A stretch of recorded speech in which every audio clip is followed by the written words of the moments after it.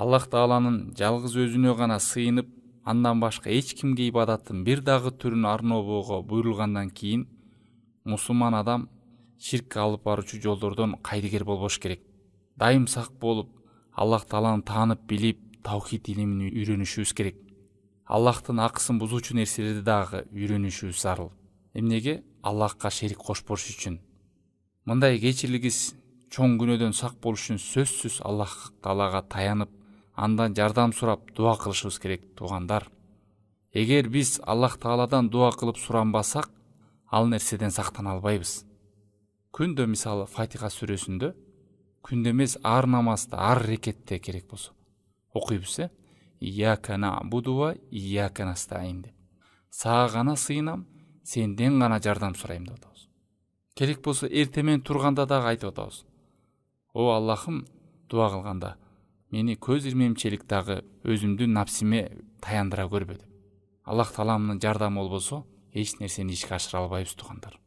Ширктен сактаныш үчүн дагы билип коюш гана эмес, ошону сактаныш үчүн дагы Аллах Тааламдан жардам сурап, дуа кылып, жалынып жалбарышыбыз керек.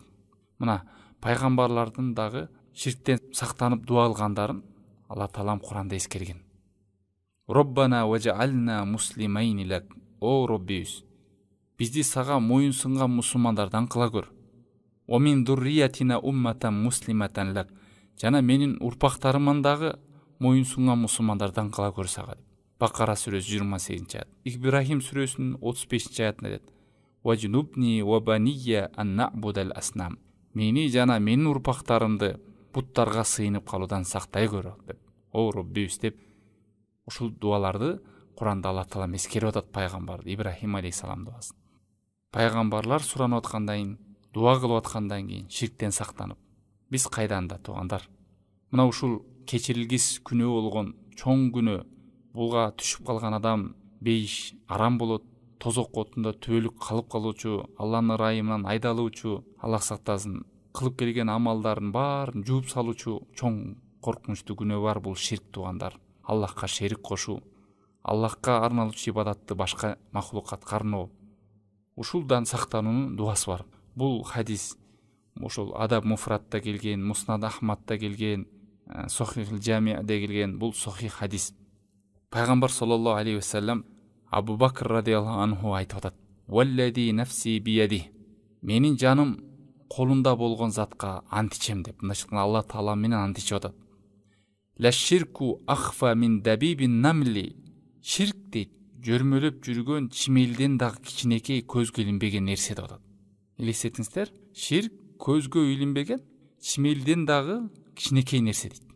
Ала адуллука ала шей ида култаху захаба анка қалилуху ва кабиру. Сага бир нерсени көргөзөйүн, эгер сен аны кылсаң, кичине ширк дагы чоң ширк дагы кетет деп.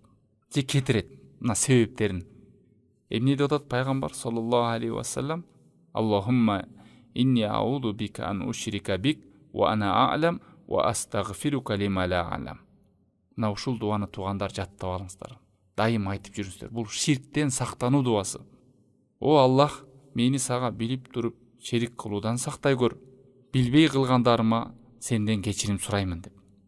Дагы башка риваяттарда келет. Я юханнас, о адамдар, пайгамбар саллаллаху алейхи ва саллям хадисинде. Иттaqu hada ширк.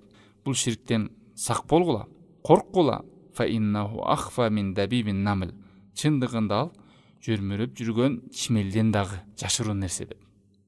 Ушул нерсени башкаларга жеткизиңиздер, туугандар, жаттап алыңыздар.